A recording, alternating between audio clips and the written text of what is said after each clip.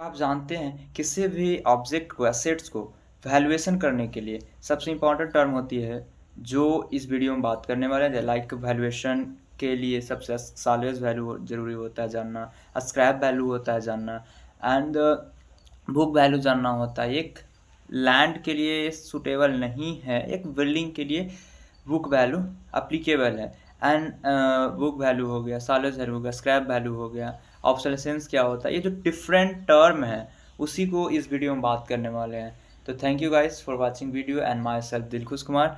And अब start करते हैं कि पहला स्क्रैप वैल्यू क्या होता है। तो first of all scrap value को जानने के लिए, तो स्क्रैप वैल्यू कुछ नहीं होता है, एक असेट्स जो होता है, एक बिल्डिंग होता है या लैंड होती है, बिल्डिंग ही होती है। तो उसकी जो यूटिलिटी पीरियड के बाद, मान लेते हैं एक ये हमारा बिल्डिंग है, तो इस बिल्डिंग को यूटिलिटी पीरियड ख़त्म होने के बाद इसकी क्या कॉस्ट बचती है जब इसको हम तोड़ेंगे। इसका डिफिनेशन में आप कंफ्यूज मत होइएगा कि साल्वेज वैल्यू और स्क्रैप वैल्यू में मेनली यही डिफरेंस होता है कि स्क्रैप वैल्यू में हम बिल्डिंग यूटिलिटी पीरियड इसका ख़त्म हो चुका है, ठीक है, लेकिन लास्ट में इसको हम तोड़ेंगे तो डिसमेंटल मटेरियल जो कॉस्ट होगा वो हमारा क्या हो जाएगा, स्क्रैप वैल्यू।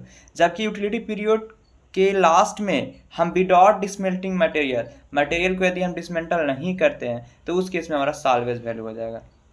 हमारा स्क्रैप वैल्यू में भी पॉजिटिव हो सकता है, नेगेटिव हो सकता है एंड जीरो भी हो सकता है। तो बात करते हैं पॉजिटिव कब होगा, तो पॉजिटिव तब हो जाएगा लाइक स्टील स्ट्रक्चर को हम तोड़ते हैं तो उसकी जो डिसमेंटल कॉस्ट होता है वो ज़्यादा होता है, इस केस में उससे पॉजिटिव स्क्रैप वैल्यू होता है। जीरो कब होगा, आरसीसी स्ट्रक्चर में। एंड नेगेटिव कब होगा, जब कंक्रीट स्ट्रक्चर होता है।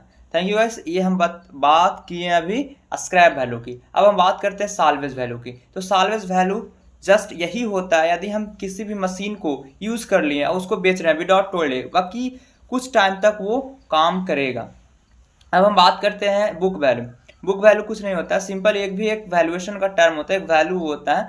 लाइक यदि एक रिकॉर्ड बनाया जाता है, बुक में जो अकाउंट में वैल्यू होता है उसे बुक वैल्यू बोलते हैं।